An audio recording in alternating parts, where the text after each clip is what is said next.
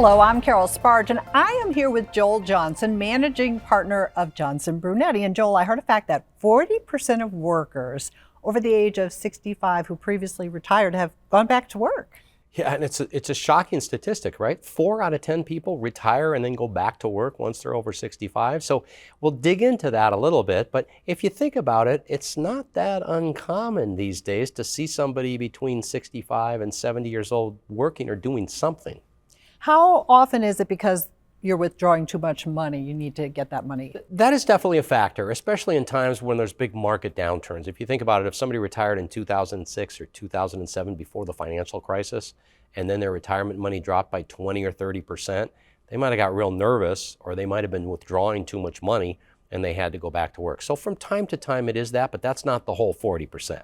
Well, how much is it when people might just be bored? Yeah, people might be bored. I have a neighbor of mine that retired. He ran a big maintenance department for a school district.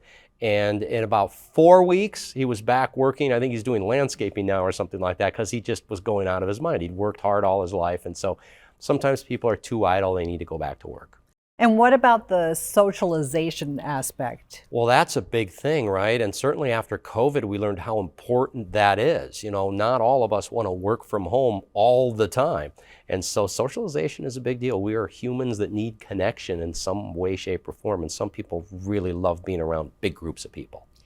And how important is it to kind of have passions to pursue, or how does that play into all of this? That might be the most common thing that we see. I mean, I know of engineers that have retired and they go to work for Home Depot because they just have always built things on their own. They like carpentry, or they like working with their hands and so on. And that's a place where they can have something to do. It's an area of their passion. They get to see people. They kind of check off all the boxes here. So it's important. It's important to have something we're excited about, because, you know, we talked about years ago, their health would go downhill when they retired early.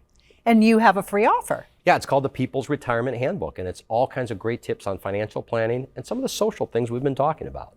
Joel, thank you. And you can get the free book by going to bettermoneyatlanta.com. Again, it's bettermoneyatlanta.com.